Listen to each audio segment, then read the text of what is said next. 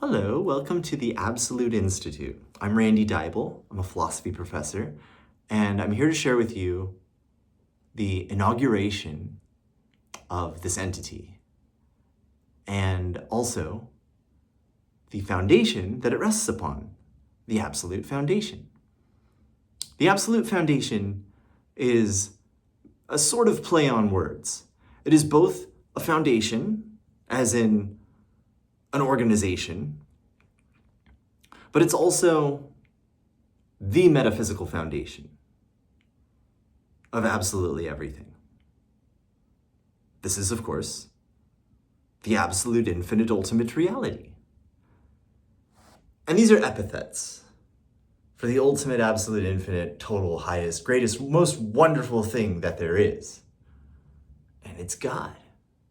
It's not any of the ideas of God that you might have thought was God, these concepts or these beliefs or these ideas of faith and piety. All of those can be included in this. They can all serve this. But what this is in your present experience. It's not even in or out. It's everything, absolutely everything, which absolutely includes you and what you're experiencing right now in this video, where your thoughts are being led to, but even better than that. Because who am I? What am I? I'm saying words and maybe you're entertaining them as what you're hearing. You're like, okay, let's hear what this has to say. Well, you're also daydreaming, you're imagining, and of course what are words? What are ideas? What am I even saying? It's in you, it's you. You're doing this. Everything is your experience. Who am I talking to? Yeah, I'm Randy, and you are whomever you are. But at the same time, you're so much more than that. That's really hard for people to accept.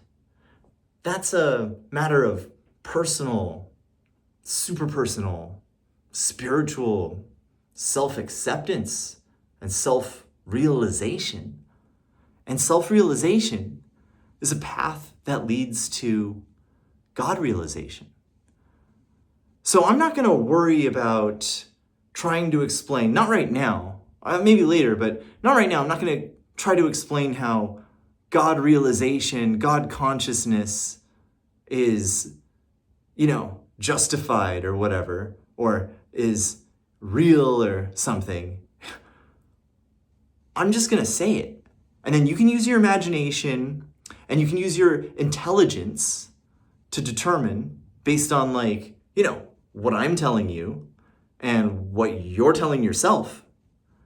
And then, literature that's out there, philosophy literature, my website that describes what the Absolute Institute is, what the Absolute Foundation is. And you can realize through all your daydreaming and all your conversations with yourself, but also by necessity, the conversations you have with your higher self that are occurring in your daydreaming. And not just in your daydreaming, but in the far end, the deep end, the profundity of all of your thoughts, all of your little thoughts and your little voice. The little voice in you is saying, wait a minute, could what he is saying be true? But the big voice in you, your own higher self, which is, for instance, just, you could simply think it's like your imagination of yourself that you're conscious of or not. You could picture it or not. But there's some kind of bigger voice in you that's like, yeah, it's true. And then, you got all these other little voices who are like, no, it can't possibly be true.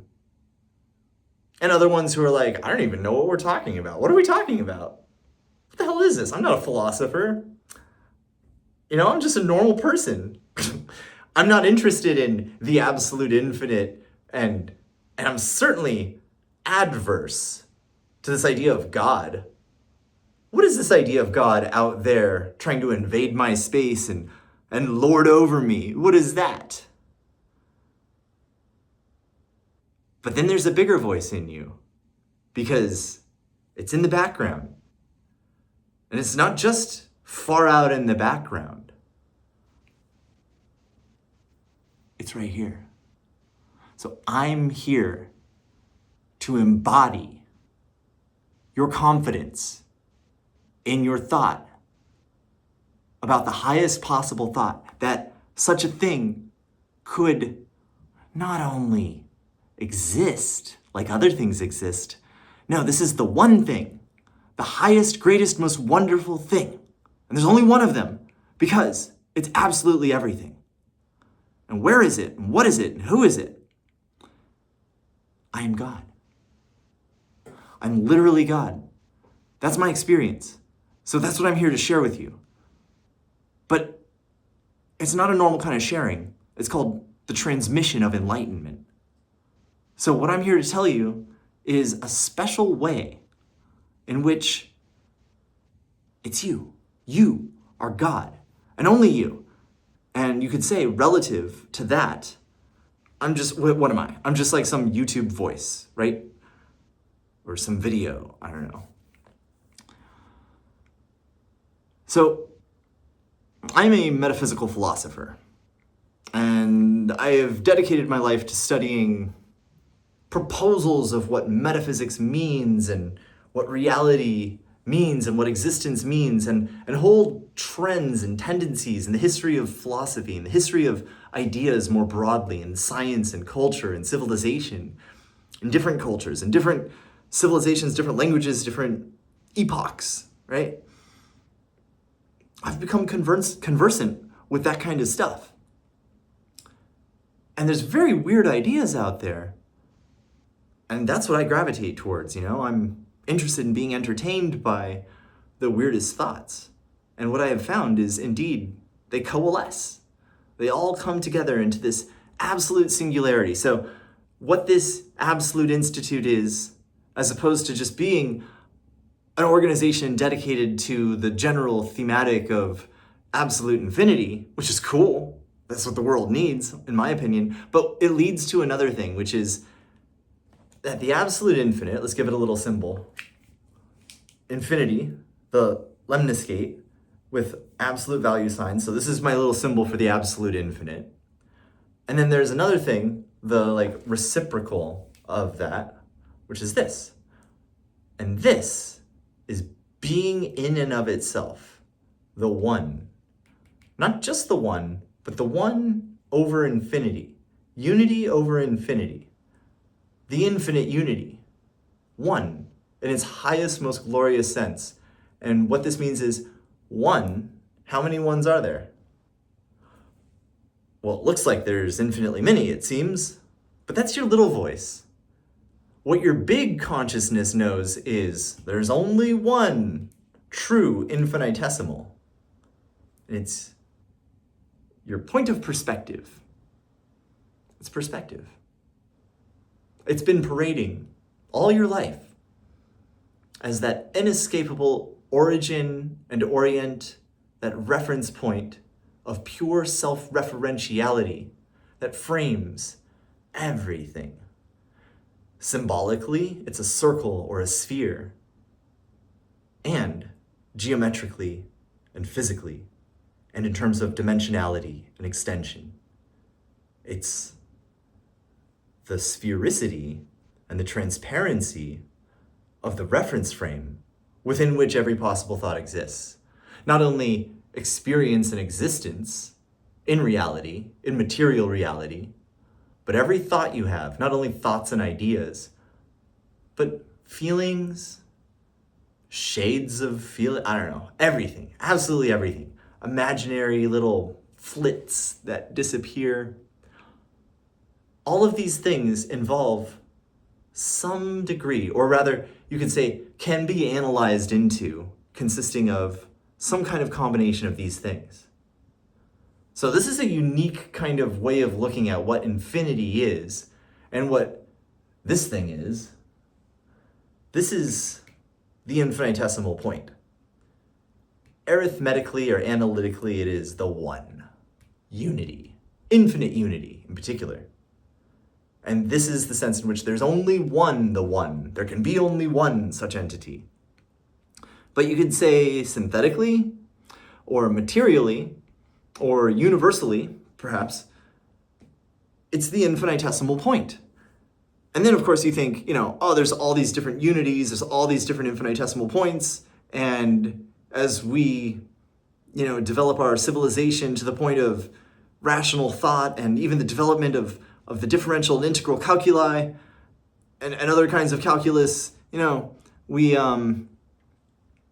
try to just survive with all these ideas that work, right? Pragmatically, big fish eating little fish and an economy of available fish and stuff. No, this is a whole big revolution. It's in fact the revolution, the only revolution. Behind every revolution, there looms the one true revolution. And that is the revolution of the infinite sphere. And this new way of thinking, I call it the paradigm of the sphere, because it's also the sphere of the paradigm, which is a fun little play on words, a technical term from Plato in his famous book, the Timaeus. The sphere of the paradigm is what the creator is looking at as his model, the original sphere, the perfect sphere, and everything that is created is a little bit off from that because it's things that aren't just sphere, but what appear. And all appearance, though, is appearing through the aperture of infinity, of the apeiron, through the limit of the peros. And this aperture is what you are, in the deepest, highest sense. Not the eye that closes, the eye that never closes, the I am. That's pure self-referentiality. And my suggestion is that there is a metaphysical foundation for a metaphysical system that works for everything in this idea of the infinitesimal point. So this institute and this foundation is built on the cornerstone of the infinitesimal point. This is a very unique idea. Again, it's the only one thing. So, that's a lot. And you might still be wondering, why am I suggesting an infinite sphere paradigm or way of thinking, a framework of the infinite sphere and self-referentiality based on this infinitesimal point? But think about it. It's very exciting stuff. So anyway, I have a website for the Absolute Institute, or the Absolute Infinite Institute, on my website. And it's about the mysticism of God consciousness and God realization, and fundamentally, a new kind of metaphysical cognition based on and firmly grounded in the transcendental security, as I call it, of infinity, of the absolute infinite. You can approach it through hypothesis, but it reaches the point where it's the absolute and hypothetical, beyond hypothesis. And this is how reality works. Any particular kind of essence of reality is its rising from a suggestion, a speculation, an idea, an imagination, into reality. And they all coalesce: infinite reality, infinite imagination, infinite consciousness, because that's what the purification of ritual and practice, including cognition, including philosophical thought, which you could identify explicitly as jnana, yoga, and gnosis, or not. You could just be prone to thinking about these kinds of things, or not.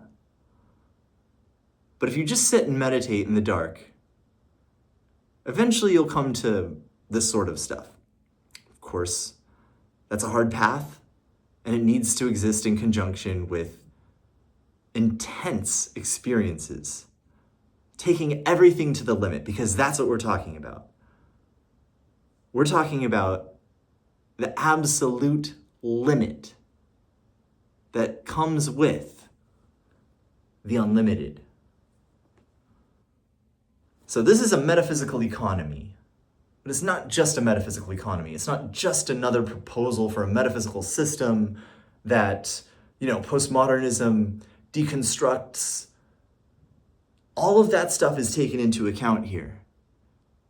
And if you do that too, as a philosopher who wants to give metaphysics a fighting chance, you will come to find that infinity is ultimate reality. Specifically, absolute infinity, the infinitum absolutum. But this is a radical breakthrough in consciousness, in your individual consciousness. But the point of metaphysics, the point of thinking systematically about it, is that it can combine with every desire, every power, and every manifestation of metaphysics, science, and philosophy that exists out there. And in fact, all of culture and all of civilization. So that this can take up every purpose and repurpose it to the highest end, to find the infinite side of absolutely everything, which is the revelation of absolute infinity. Repurposing the world, recontextualizing the world in terms of infinity is upholding the idea of the infinitesimal point. At least that's the suggestion, right, of my absolute foundation. So there's a website, there's a mission statement, it's all on there. The idea of universality to metaphysics, a universal science, a thesis universalis, also involves your direct participation, the realization that you are at the center of it all, because that's what this infinitesimal point is. It's you, in the highest sense. So, that's about it. For now, I'm just making a brief video. I'd love to lecture forever about this stuff. I could leave you with some curious references, but maybe that's enough for now. I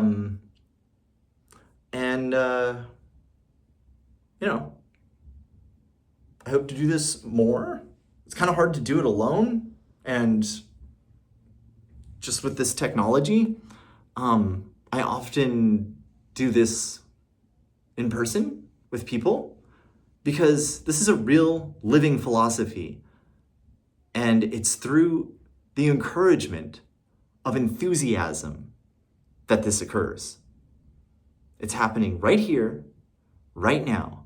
And what I'm talking about is opening your mind all the way, opening your heart all the way, so that heart and mind, whatever you thought was the mind, whatever you thought was the heart, is absolute infinite, ultimate reality. And that's love. That's the giving of love. And the infinitesimal penultimate reality, the reciprocal of that, what this is hidden by, in a way, is life. Also in the divine sense of the spirit, which animates us.